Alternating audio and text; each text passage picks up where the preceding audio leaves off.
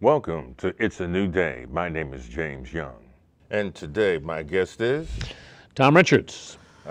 our great mayor. Thank you. Before we go into the political side of your life, I'd like to first share with the viewing audience your personal life. Did you grow up here, your love for the city, your enthusiasm for the city, you know, those types of things. From a personal point, nothing to do with politics. Right. I did grow up here. I came here when I was a little less than 5. Lived over on Highland Avenue in an apartment over there. My father came here to be head of the People's Rescue Mission. He was a Baptist minister. That eventually turned into the Men's Service Center, and which served homeless men and alcoholics down on Andrew Street before Front Street was torn down. And then we lived in the Park Harvard area on Erickson Street for quite a while. Went to number 1 school. After that, we wound up moving to Brighton. I went to Brighton High School. I went away for college, and then I was in the Navy for 4 years, and then I went to law school. Came back to Rochester in 1972 after I finished law school. And I've always lived in the city since. I've only owned 2 houses my whole life, and they're 4 blocks apart. So, you know, I'm boring, that's for sure. But, and I never really, you know, you said before politics, I mean, I never really was involved in politics. In fact, I wasn't even registered in a party until shortly before I ran for mayor. Okay. And family here? Right. I have 2 boys. One of them lives here with 2 grandchildren, and I have another one who lives in Chicago with a granddaughter. Okay. Were you involved in business before this? Yeah, I went to law school, and I came back here and worked in a law firm, Nixon Hargrave, now Nixon Peabody. I worked there for about 20 years. Okay. After that, I went to RG&E. Worked at RG&E for almost 12 or 15 years, I guess. Wound up as the CEO of it. When RG&E got sold, I went out, and about a year later was recruited by Bob Duffy, who got elected mayor at that time, to be the corporation counsel, a lawyer for the city. That was my first experience with public life, really. And, you know, I was in my 60s when I did it. And I was planning on staying there about 3 years probably, you know, and one thing led to another. First thing you know, I was there 5 years, and then Duffy beat me out of there, which I certainly didn't expect to be the way it happened. Neither did he, for that matter. And then I ran in a special election and got elected mayor last year. Now, I'd like to make this perfectly clear to the viewing audience as well. The challenges that we face here in Rochester were here way before you came. So by no stretch of the imagination do we blame or put all this responsibility on you. Well, some of the responsibility goes, but I hope not the blame, right? But as the leader, as stepping into this, knowing the challenges that you were stepping into, I viewed this as you being the leader of us, if you will. We chose to have you lead us out of the problems and the challenges that are before us. And I wanted to break some of these challenges down by categories and have you share with us some of your leadership experience of how we can maybe begin to start curbing some of these things. And at the same time, more importantly, as you discuss this category by category, I'd like for the viewing audience to say, as well as you introduce us to the things that you think that will help us, that we also have to participate. We've got to listen to what you're saying, and we've got to do our part as well. The first category that I'd like to speak to you about is education. I've been really on this thing of education. I know that the last mayor wanted to try to get the school system under the mayor's office, but I understand that that's a whole long legislative process. And I think some of the people here in Rochester think that that was an attempt to try to get our attention to what truly needs to be done. But would you like to expound on that? Well, I supported, I was working in the city at the time, and I supported the idea. I don't think it was an attempt to get attention. I think Duffy was sincere about it. It was a reflection of frustration with the fact that the school system seemed not to be able to respond to, the obvious fact that it was not performing well. And we all have that frustration. I mean, to be fair to the people who are working in the system, they have it as well. So and one of the things it probably did accomplish was to call attention to it. I think that's right, because it opened up a large public debate about it, and people took sides, and attention was directed at it. But you're right, it turned out to be, it's controlled in Albany. Until there's some interest in Albany in changing it, it's not going to happen. It's out of our local control. So the way I've elected to deal with the issue is to be a little more practical about it. If we're not going to get this mayoral control process in place, then we can't just go home and be mad about it. We got to deal with this problem. And so I have chosen during this initial period of time here to see what I can do to have us, both personally and on behalf of the city, to be supportive of the new superintendent. We've got a new superintendent now. He's been chosen. We have a lot invested in his success. And so I have attempted to establish a broader and more open relationship with the school district where we can be helpful. It is a huge problem. And as a result, it's one of those problems where I think we have to break it down into parts. Because if we try to think we're going to come up with one, Hail Mary pass here that's going to solve this problem in 2 years and we're going to be happy, I don't think that's going to happen. So we need to, rather than attempt to do that, I think we need to break this into parts in which we can make some significant progress and keep working on it. And also, quite frankly, stick to some programs, first of all, to provide stability to the system, and also to find out whether they're going to work. One of the things I think has happened in the school district is there's been too much change. Every time you turn around, there's a new school, there's a new system, there's a new this, there's a new that. And as a result, I think the people in the system get kind of jerked around by all these changes, including the students. And second of all, I think the school district, because it hasn't been performing well, is kind of insecure. So whenever anybody comes up with a new idea, they feel like they have to embrace it, rather than say, wait a minute, I got a plan here, I'm going to work my way through it, and I don't have time to do that. So they're spread too thin. They've got all this stuff going on, and rather than getting a couple of things done well, they're getting a whole bunch of things done poorly. And I think that's important because I think it's, in fact, the way it's going to eventually get solved. But we have to remember we've got 30,000 kids in this school system. And we talk a lot about how many don't graduate and how many don't do well. And maybe that's as high as 50% or higher. But that means there's tens of thousands of children in here who are in there and who are getting something out of it. And we don't want to lose generations of kids here just because we're arguing over what we ought to be doing. I think it's very important to put stability into the system and to recognize some of the levels of success while we work on the longer term problem. That takes patience, and in many respects there's not a lot of patience left for the school district because we're all so disappointed in the results. But I've come to the conclusion that's what we need to do.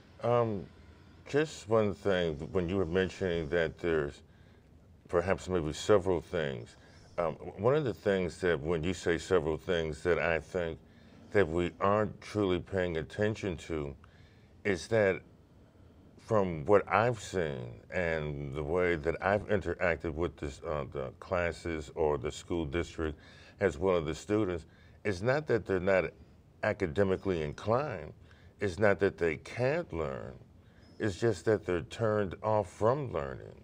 I've listened to young people talk about how they're actually going to school because this is part of their socialization process. They're going there to meet their friends. They're not necessarily coming there to learn.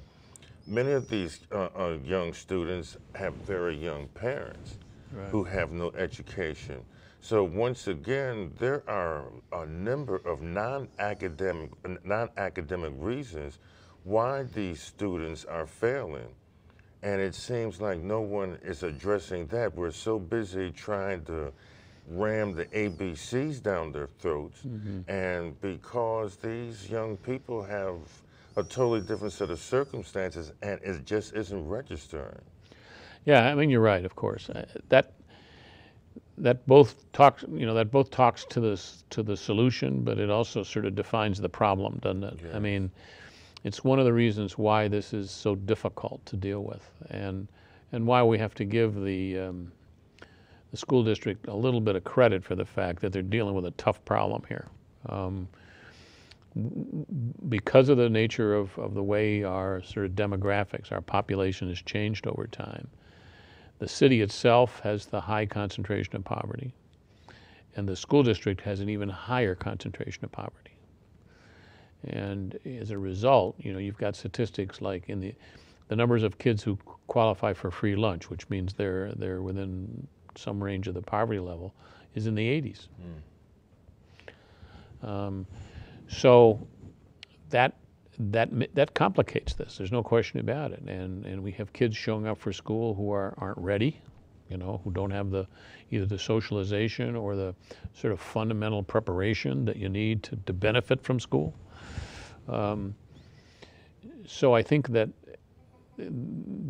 issue of treating children as a whole is important. But I think one of the things you have to be careful of here is that can become an excuse. You just keep defining the problem as bigger and bigger and bigger, and pretty soon you don't have any responsibility for your part. And I think we have to be careful about that. I don't believe for a minute that just because you're poor you can't learn. I don't buy that. And in fact, I go even farther than that. Just because you come from difficult circumstances, because everybody's poor, it doesn't come from difficult. There are poor families who are intact and that are raising kids and investing in them in all the ways we'd want them to do. But just because you come from difficult circumstances that you can't learn or that you can't do well, it's tougher, but it's not impossible. And that's one of the reasons why I talked earlier about breaking this problem down. If we say, well, before anybody's going to learn anything, we have to eliminate poverty, we're not going to get there. Poverty has to come with that, and the consequences of poverty for people have to be dealt with. But we can't set these reasons up as excuses. But I think that, but if we can understand children coming from poverty, because that's where I think the disconnect is that not using that as an excuse, but understanding the mentality of poverty. Right. Many of these young people coming from poverty, the mentality is that education has no real basis in their world. Right. And what we have to do, I believe, as educators and adults, we have to understand where they're thinking and develop a means to try to get them to see the value in education. And I think that's where the disconnect comes in at, is that we're almost on two sides of a fence when we really should be actually meeting in the middle. And I think that we've got to develop some strategies that help us develop. Yeah, what works in Honeoye Falls doesn't work on Clarissa Street. And I think that is part of the responsibility of the school district to adapt in ways in which they, can recognize that difference. What I meant, though, about not using it as an excuse, that adaptation, whatever we do there, needs to be leading to, a good outcome here, an outcome that makes these children competitive in the world they're going to grow up in and able to benefit from it. But yeah, you're right. I mean, I agree with you. It isn't just simply a matter of one size fits all. Here we come. Behave yourself. It's going to take more than that. Exactly. Now let's just segue into poverty. There is a community here basically in isolation, and that's the Crescent area. Right. This is the highest concentration of poverty in Monroe County, just not the city. Oh, yeah. I don't have to tell you about the data that comes out of there. Right. I know that you're familiar with Professor Clovich and all the studies that he has over there. I had the chief of police from Rochester on, and we were trying to come up with ideas and solutions of how we can approach because it seems like poverty seems to produce crime and ignorance. And how can we, from a law enforcement perspective, how do we start reducing crime? One of the strategies that the chief of police mentioned was that they thought we could arrest our way out of this. Right. And in the process of trying to arrest our way out of this, we now have certain zip codes in the Crescent area where there are no black men from the ages of 17 to 35, which is just as destructive. Sure. So what are some of the solutions? How do we bring economic development into some of these issues? I spoke with city council person, Lovely Warren, a few weeks ago. She was on the show, and she was explaining to me how each district is allotted so much money for whatever those particular needs are. And I guess because you're the mayor of the city, you just don't have a section. You've got to view the entire city. And how do we bring up economic development in a community like this? Yeah, I want to. This isn't the immediate answer, but I want to say something about the long range, so don't forget it here. Okay. And that is that at the root of this problem is the problem we just got through talking about. It's a lack of education. Yes. And one of the reasons why we have this issue with, African American and, for that matter, Hispanic males of a certain age is almost all of those people, when you deal with them, for many of them anyway, they did not graduate from high school. They're not equipped to be well employed, and they find themselves in a set of circumstances where they have few prospects. And that inevitably leads them to do things that are, antisocial and gets them in trouble. And you're not going to solve that problem by arresting them all. Now, the police have a dilemma here because, everybody living in the Crescent area is not a criminal or isn't causing trouble, or, and there are people who say, we need order here, We know what those kids are doing. Why don't you do something about it? Well, that's the complaints we get all the time. The police chief gets them. So the police do have a fundamental responsibility to preserve order so that people can go about their business, go about their lives without being threatened. That's not a long-term solution, but it is part of the immediate issue, and people expect them to do that. So when you call a cop, somebody shows up. But in the long run, we need to get people in those circumstances in a position where they can earn a decent livelihood and therefore have a decent life without doing something else. And in our society today, that means you've got to have at least a certain amount of education or you're not going to be competitive. So we need to focus as much as we've talked about before on making sure that we're not making this any worse by replicating this generation after generation through a dysfunctional school system. Having said that, meanwhile, we have the situation we face today. And there are two elements of that we try to deal with. One of them is through the police force. I mean, we have to provide for people sufficient protection so they're comfortable in that neighborhood. Because as I said before, as much as this is a big problem, most of the people aren't involved in that. Most of the people just going about their lives trying to take care of their everyday needs.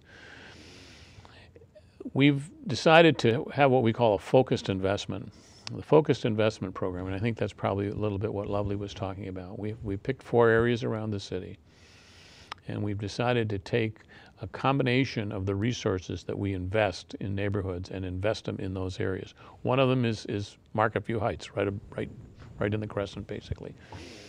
And so instead of having your resources just spread all over the place, we try to focus them in a certain area. And when we say resources, we mean housing programs, economic development programs, even police programs, making sure that the library functions in that area, that the rec center functions in that area, and the fundamental things like investing in the quality of the streets, so that people are in a neighborhood that looks good and they feel good about it.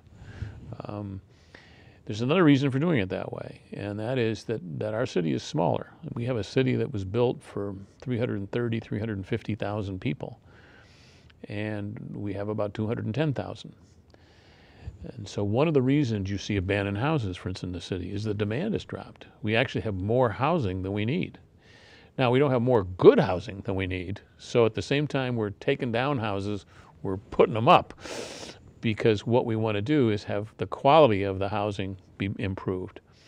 But the fact of the matter is we have more housing in this city than we need because our population. Now, the good news is our population is stabilized. We're no longer on a precipitous decline.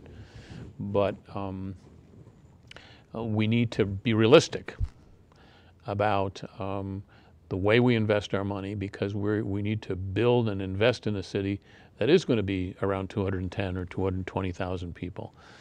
If we continue to act as though we were 300,000 people, we're not going to have much of an impact. You know, we're just going to dissipate the effort that we engage in. Now, that's not easy, because when I say focused investment, that means I'm not focusing on something else. And if you're in the other something else, you know, you don't like that. But it's not, some cities in this country have actually sort of what they call disinvested. They've actually said, we're not going to serve certain areas. We're not talking about that. Our problem here is nowhere near as severe as it is in Detroit or Youngstown or places like that. But we are trying to focus our efforts in a way that really makes a difference. I was over in, last weekend, I was over at the corner of Clifford and Clarissa Street. Okay. Now, anybody who grew up here in the last, 30 years, if I told you corner of Clarissa and Clifford, an image pops in your head, right? And it isn't a good one.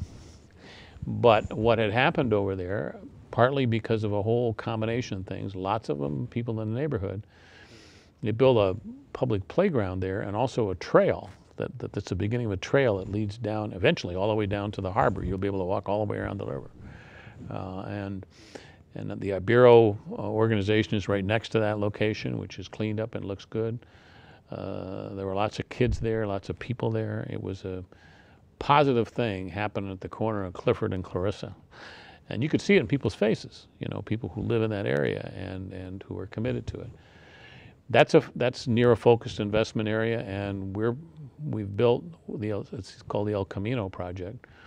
We've finished 25 new houses in that area, and we're going to do another 25 in the next 2 years. That's 50 houses. Now that's going to make a difference. That's enough to make a difference. Okay. And that's what we're trying to do. We're trying to do enough in concentrated areas so it really has an impact for people. And it has an impact on the quality of their life and their attitude about where they live. But in the long run, it's the first part of our conversation. In the long run, the children that are living in that area are going to have to be better educated than they are today. So I hope that they come back there to live. But if they come back there to live, they're going to come back there to live in a different set of circumstances. I know the area. I believe you're talking about Clifford and Conklin. Conkey, yeah. I understand that once again from working with Professor Clovich, that there is a problem over there because there's a park, and because of the new housing development, there's a park there where there's a lot of young people there selling weed in the park. Right. And because pot has almost become decriminalized, right, because of, and these kids know that if they carry small quantities on them, that they're more than likely going to get a fine or something to that nature. So this is so disruptive to certain people in that community because they want this gone. But how do we resolve something like this? One of the things that, the big answer, yes, if we could find employment Right. for these young people. But before we can find them employment, many of them are undereducated, Right. they're unskilled. How do we There's a reason why they're there. Yeah. Exactly. Yeah. How do we begin to even start getting people back into the job market? How do we start making young people become productive? The area I was talking about at Conkey is a little ways away from that park, but Okay. the point is the same. The point you make is good. First of all, that particular issue reflects the dilemma that we deal with in the present day. It's the dilemma the police have.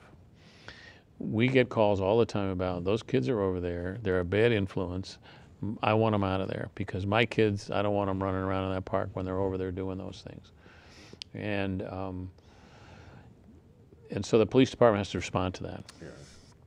It's not a long-term solution, but if they ignore it, then the people who are there, who are leading their lives and who are trying to do the right thing and are trying to raise their kids well, we've disadvantaged them too. So we have some tough choices we're going to make them. And one of them is, we're not going to tolerate it because the impact on the people who are there is important enough, so we can't let it go. That I think is important.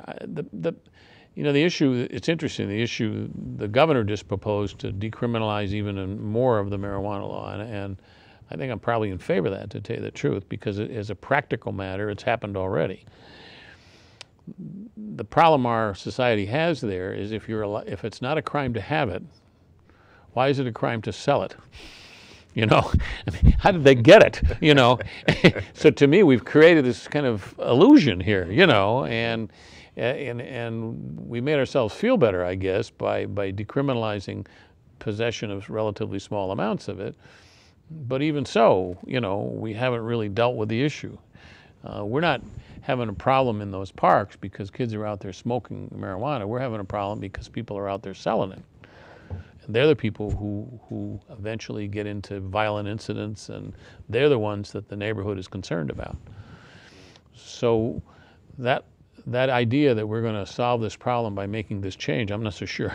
I'm okay with the change, but I'm just not sure it really gets at the problem. So number one, first we have order, so that those people who are interested in doing well and are committed to it and who we can help have that opportunity. There are things you can do if even if you're in your 20s and you're undereducated. There are programs for people. But one of the things that's happened in our society in the last, really in the last 5 to 6 years, that problem is largely an urban problem. And when the attention and much of the funding for programs that approach that problem is federal government funding. And that makes sense because if you're a city with a lot of poor people, you're not going to be able to get the money from the poor people to solve the problem. You got to go where the money is, as they say. So it makes sense that kind of funding comes from that source. And so when all the way through the 90s, then the federal government has been reducing its commitment to urban areas. And I was personally optimistic that when Obama got elected, that would turn itself around. And I think he intended to turn it around. What's happened to him is he's caught up now, of course, in this financial crisis and the politics associated with it. And, he's been unable to deliver. In fact, he's had to proposed to cut some of the programs that I'm talking about himself. He didn't do that, I don't think, because he didn't believe in the programs. He did it as kind of a defensive action, to try to keep it from getting worse. But that means that a lot of the source of revenue for these programs, some of which were administered by the city, some of which were administered by not-for-profits, has gone away. We have tried to replace some of it, but we don't have the resources to replace all of it. I'll give you an example of that. community block grant funding from the federal government is the most flexible funding we get, and you can use it to support all kinds of programs like this, housing, neighborhood assistance, that kind of thing. That's been getting cut about 10% a year almost every year since in the last 3 or 4, and we're kicking another 10 now. And so what we've tried to do in this year's budget is to move about almost $900,000 into those programs to keep from going away. We were able to do it this year because the sales tax came back faster than we thought. You know, the economy's picked up, so we had some more revenue than we thought we would have. And we've taken that revenue and deliberately replaced this money that we've lost here so we don't have to terminate these programs. But in the long run, you know, I'm only going to be able to do so much of that. I'm not going to be able to to replace all of it. It's very interesting. You can get federal grant money almost that you find a hard time using for homeland security. You are hard pressed to find federal grant money that we used to have to deal with these urban problems you and I have been talking about. I think it's a mistake. Yeah. I think it's a mistake. I think it's a misplaced judgment. And, you know, we wouldn't have to have all these policemen and all this equipment and all this stuff if we had other options here. And we have backed away from that in the last decade. And I think we're showing some of the results. Understanding, you know, exactly what you're saying, would you, if it were possible, if there were ways that could be generated, would you like to see, I think what you're saying, or how I'm interpreting that, I believe that if we could stop prevention, if we could use prevention as a means to maybe stop some of the urban sprawl, some of the crimes that are committed in this particular area, and then if we could find a way to prevent those, then if we could then also find a way that those have already offended to stop them from re-offending, being able to come back into the community and being more productive instead of becoming givers or contributors to the community. And I think that if we could find programs and things of that nature, would the city be more interested in leaning towards programs like that if we could? We would, but the issue there is you know, where is that money supposed to come from, and who's responsible for it? Mm-hmm. The city has the inevitable position of being the only one who can't leave. You know, the federal government can leave, and they do. The state government can leave, and they do. And sometimes even the county can leave, and they do. So we wind up sort of being the repository of all of these problems. And yet, of all the people, of all the levels of government I just listed, we have the least financial capacity. And so the reason I worry about it, the reason I worry about the change in attitude in Washington and these other places, is I know where those consequences are going to be born. Exactly. They're not going to be born by the people making the decisions. They're going to be born by us. And so we have to, we constantly have to balance. I give you an example of the balance I use with people. 2 policemen, the cost of 2 policemen equals the cost of running 1 branch library. Oh, man. Yeah. Or 1 rec center. So what do? Do I eliminate 2 policemen, or do I close a library? And when you have limited resources, you know, when you can't just go get more resources all the time, sometimes you're making decisions just like that. Now, our city has avoided a lot of that. I think that's a very important point that you're bringing out, because we as ordinary citizens, we have no idea that you're making those kinds of decisions. Right. And perhaps now we can better understand what it is that you're going through, because my goodness, if you have to close down a library or get rid of 2 police. I mean, we as ordinary citizens, these are things that we're not thinking Yeah, about. and you don't want to, and as an ordinary citizen, and I'm sympathetic with this, you don't want either one to happen. Exactly. And so one of the things that's important for me, and it's sort of been my lot in life, you know, when I happen to show up as mayor here, is it's very important for us as a city to make sure that we're financially stable, so that we don't have just 2 bad choices to make. You know, we have good choices to make, and that's a fundamental part of being successful. If you look around the country and you see, for that matter, around the state, and you see cities that are in much worse shape than we are, and they're making these difficult decisions, not because they're good decisions, but because they've run out of rope. You know, they've run out of options, and then they start making bad decisions because they don't have any choice.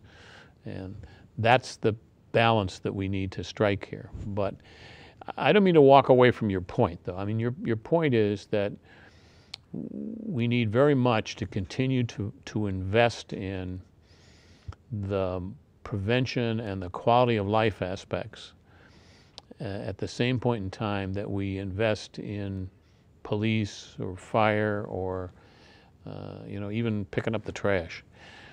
The way I say it to people is public safety is very important, but it's not always the only important thing.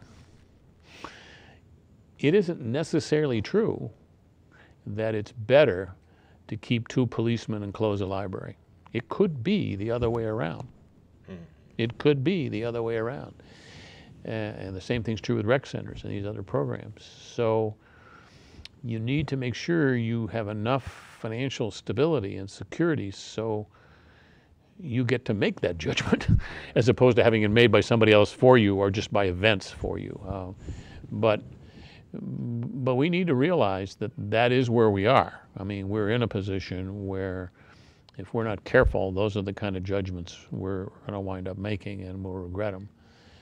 You know, the city is not, the way the city's different than business. I've been in business all my life, and I've been in a law firm and all these other places, but the job of the city is not to make money.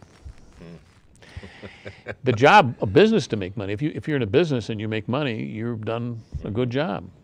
And, you know, so if you not only balance your budget, but you generate a surplus, you're a success in business. The business of the city is to provide the quality of life for its citizens that make them successful in this urban environment. If I balance the budget and the quality of life deteriorates, I'm a failure. But if I balance the budget in another set of circumstances, I'm a success. And it's very important to get that in our head, that the reason for all this trouble and effort is to improve the quality of our lives here and the life that we provide for our citizens. Not just simply numbers, because every number that we have in that budget touches somebody. Exactly. And that makes it harder, obviously. But I think if you think of it that way, then it seems to me you're going to make better decisions, you know, more intelligent decisions. They're tougher, but I think they're better. I'd like to now switch into another area that is a major concern to this area, and that's our young people. Right. Now, unfortunately, as they say, the squeaky wheel is the wheel that gets the oil.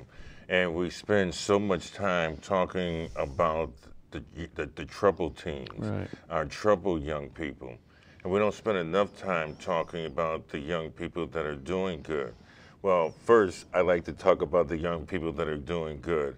I know that you have programs with the city that celebrate teens that are doing very well, the teens that are in school doing well, young people that are in organizations throughout the city that I know the city stands up and holds up, and hopefully this is the promise of our tomorrow with these young people. Would you like to speak on those issues? Yeah, one of the things that I think people a little bit forget is that we invest more money of the total money we have. We invest more of our money in youth services than anything else. And here's what I mean by that. We give the school district almost $120 million out of a budget of $560.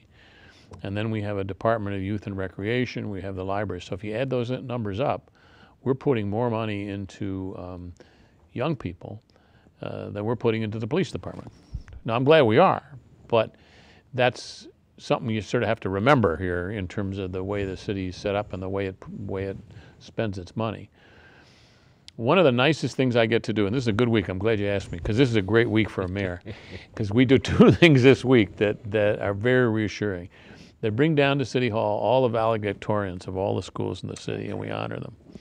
And a couple things about that. I mean, number one, these kids have done well, and they compare well, not just locally. They compare well on a national level. These are kids that knocked the dickens out of the SAT scores, are going to good schools, and have really accomplished them. But more than that, if you look at them, they are like a microcosm of our society. There's every shape and race and color, and there's everything about them. It's not. You don't get depression when you look at this group. Oh well, this is just a sort of a little select group of kids over here that they're certainly select, but they're not select because they all come from the same kind of environment. So that reinforces this conversation you and I had in the beginning. You can learn there. Not enough, but you can. And we had another program, it's the Rochester Children's Scholarship that rewards kids that do well all the way through school, and they were there last night and got rewards. So same thing. You look at them, and it's like it's the mosaic of America when you're looking at them. Every face and color and shape and everything about them is very reassuring. And that isn't a total answer to this problem, obviously, and I don't want to be naive about it. But I think it's very important to recognize it, as you pointed out in your question. That's part of what I was saying in the beginning. Okay, half the kids aren't graduating, but half of them are.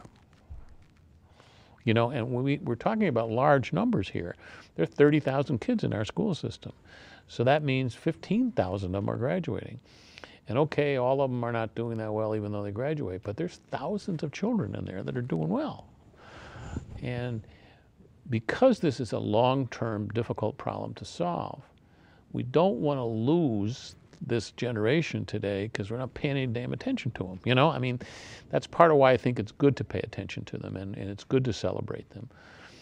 Number one, it keeps your optimism up, but also I think it's important to them that they don't feel like just because they're in a school system that everybody keeps complaining about all right, that there's something wrong with them. There's nothing wrong with them, and they've shown it.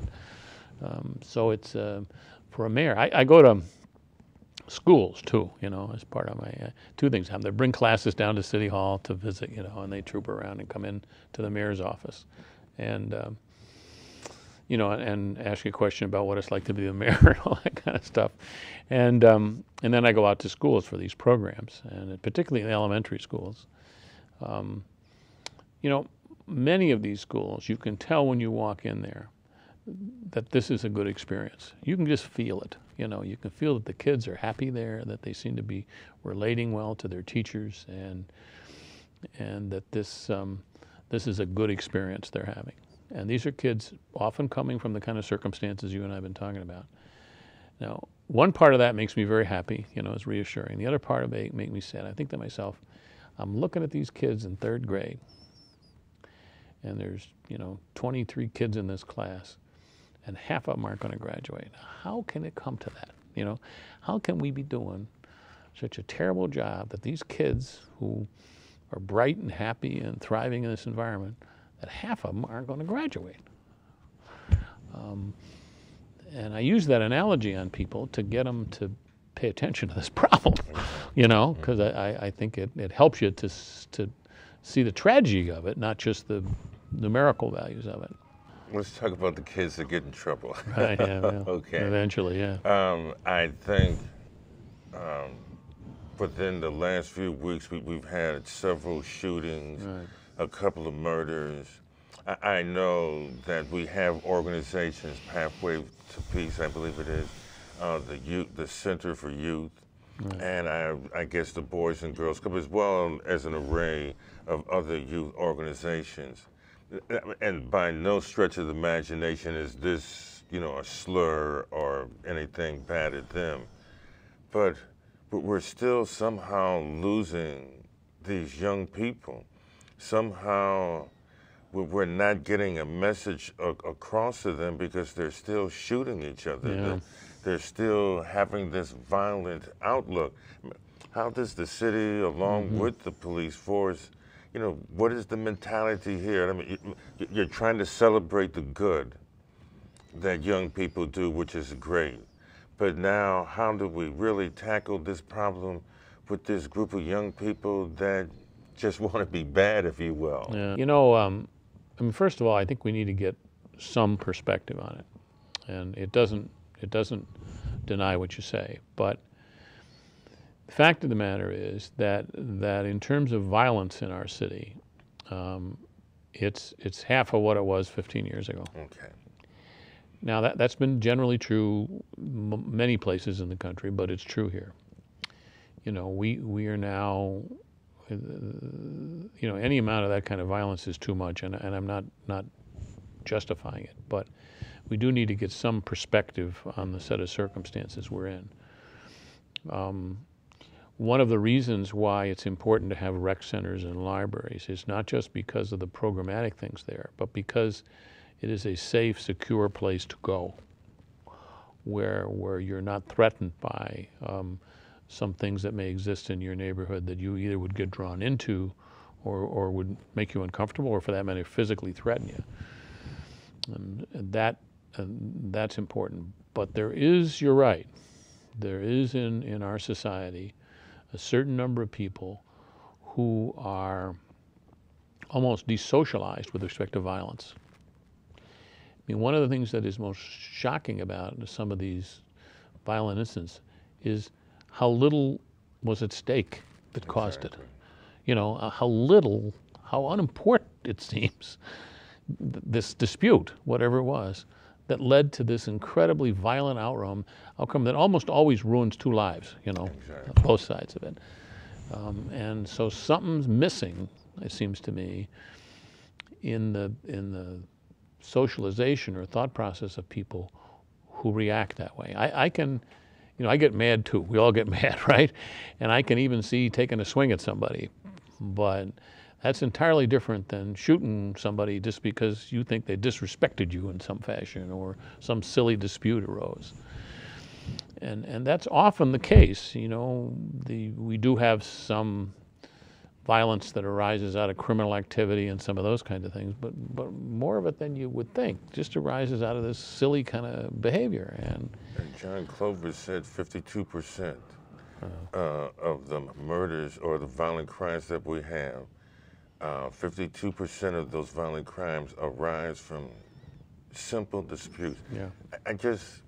I just can't wrap my brain. No, I can't either. I can't either. How I can't something so minor could provoke and bring up that much anger. In the long run, it gets back to the problem you and I sort of started this conversation about. By the time someone gets to that age, in that circumstance, with that attitude, it's going to be very hard to do something about it. The real solution to this is not to get there. Exactly. Not to get there. Because once you're in that kind of environment or you're in that kind of attitude, the ability of society to intervene, that's why they lock people up, because they can't intervene anyway, in any other way to keep this happen. The police can do some things about it. When they know there are disputes, they try to intervene and do those kinds of things, but and reduce the access to guns and those kinds of things, but they can't be everywhere. They can't be everywhere. The other area of violence that occurs that's connected, not exclusively, but is higher in high poverty areas, is domestic violence. And domestic violence is almost impossible or very difficult for the police to do anything about, because it occurs usually inside, it occurs between people who know each other, and it usually has gotten to the point of no return before the police know about it. There are some things they can do, and that's why there are laws in this country, in this state, where if there's a domestic violence incident, there has to be an arrest, because the feeling is you have to intervene in some fashion. Not that you want to put somebody in jail, but that you want to intervene in this relationship before something awful happens later. That will be a long time curing, but some of this other violence, you and I talked about, there are ways for us to intervene. But in the long run, we've got to keep from raising people who behave that way or think that way and therefore act that way. Rochester's got to be one of the best cities for a social safety net. I've been around the world. I've been across the country. I've lived in several places, and there is nowhere that comes close to the safety net that we have here in Rochester. There are places, if you have no food, there are food banks that you can go to. If you have no clothing, there are clothing places that you can go to and pick up clothing. If you're really sick and need health care, there are clinics as well as medical facilities here that will take you in with no insurance. I think that those are the things that I think speak so well about our city. I mean, when we look at all the things that are wrong with our city, but when you look at this, I think that almost, for a large portion of it, takes away all of the things that aren't necessarily good to look at, because our social giving here, this social network, is just amazing. Yeah, it is. It's one of the characteristics of this community that we're very fortunate. We have a quality of life here, despite the problems you and I have been talking about, that is one of the highest in the country. Now we've got plenty of problems, and you know there's a reason for that partly explains it. We've had the same kind of change in our community in terms of the economics, the economy, that they've had in many cities in the Northeast and in the Midwest. That is that what they call the deindustrialization. We used to be an industrial community, but we really aren't anymore. We've changed. Now, and the places where you really see this is the Detroits of the world or Youngstown of the world, but to some extent that's happened here too. You know, in the 70s, Eastman Kodak employed 60,000 people. And there were tens of thousands of people employed in Bausch & Lomb and Xerox and these other places. And that's changed. But one of the things about this community that's different from those other communities is that a lot of the wealth that was generated in this community, Kodak wealth, other wealth like that, was reinvested in the community. The reason the Strong Memorial Hospital exists, or Rochester General exists, is because people who grew wealthy in manufacturing in this city, led by George Eastman, invested in those institutions. And so they created the United Way. They did all kinds of things like that. So when they were gone, and when in fact the manufacturing is gone, the institutions are still here. The two biggest institutions that drive our economy today are probably the U of R and RAT, both built with Kodak money, and then Xerox money, and then Bausch & Lomb money. So when you compare us to these other cities, you can see some of the same things in terms of the change in the economy and those kinds of things. But what you see here that's different than those other places is they have nothing left but an empty factory. We've got some empty factories, but we've got this institutional base that's now on its own, no longer dependent upon that manufacturing wealth. And that's why, you know, in the long run, I'm optimistic about this place. I'm optimistic about our economy, and I'm optimistic about this place as a good place to live. But it's also why, you know, the point you made in the beginning is important, because these kids coming out of the school system are not going to participate in that. They're not going to be able to participate in that growth and in that optimistic future unless they're better educated. So we as a community may do better, but there's going to be a lot of people left out unless we get this problem solved. What do we do about economic development? When we look at downtown, I grew up here, and my memories of downtown are just so vast. I mean, it was a thriving place, being a young kid and being able, I mean, it was the focal center of Rochester. The Midtown Mall. We were the first place to have an indoor mall. I remember when they first opened up. Seemed like everybody in three or four counties I was there then, too. there to see the openings of the clocks for the very first time. And so now downtown has become this desolate place. We have all these empty buildings. It's almost like a ghost town. And how do we bring businesses back into the city? All the business seems like it's in the suburbs. Well, you know, I'm going to argue with a little bit about that, okay? But in general, you're right. I mean, it's certainly changed dramatically. And, you know, I grew up in the same environment. I can remember that's where everybody went downtown to shop. You know, you at Christmas time, you went to the mall. I mean, that was what people did. But what happens, I think, with memory is particularly when you get older, like you and me, you kind of contract this period of time, you know. So you're remembering like a yesterday, but if you're honest with yourself and you start thinking about it, you know, I haven't been downtown in 15 years. But you just remember, you know, what you're like when you're young. So it took, you know, it really had changed 10 or 15 years ago. I mean, Sibley's closed at the end of the 80s. Okay. The mall began to fail in the beginning of the 90s and was sold in the middle of the 90s. So we really had that change. But let's look at it today. What we need to do is think about downtown as it's going to be, not as it was. If we allow nostalgia to rule, we're going to lose. It's no longer going to be the central shopping district where everybody's going to come. The development of malls and people's transportation and all that has changed that permanently. It's true in every city in the United States. You know, with the exception of a couple of big cities like New York and Chicago, those shopping areas are gone. What it's going to be is going to be a combination of commercial, in people's offices, where people live. People didn't used to live downtown. Exactly. And the kind of retail and entertainment that supports that environment. And so one of the reasons we tore down Midtown was, number one, it was 85% vacant and the tower had been closed for years and full of asbestos, so it couldn't be redeveloped, is because we're not going to be able to have a Midtown mall with 1 million square feet. We're going to have more smaller, and so we're putting streets in there, we're doing things to develop it. Along the way, the part I argue with you is, despite all of that, 50,000 people come downtown every day to work. Okay. Chase Tower, Xerox Tower, Bosch Alam Tower.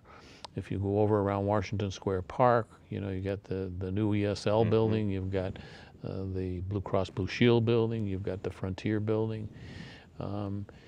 It is still a central area with a lot of people in it and a lot of good and occupied buildings. I'm prepared to compare it to anybody in New York outside of the city. So we got a nucleus still. We're not dead yet. Okay. On that note, we're going to have to bring this to an end. And see how quickly this hour goes by? It did go. You're right, it did go. I really appreciate you coming in. Thanks for having me. Sharing your insight with us, and to let you know that we're behind you. One other thing, are you running for mayor again after this term? I don't know. I got to take care of this job first here. Okay, thank you so much. Good to see you. Enjoy your day. Yeah, thank you. My name is James Young. I'll see you next week. Be blessed, and always know that it's a new day.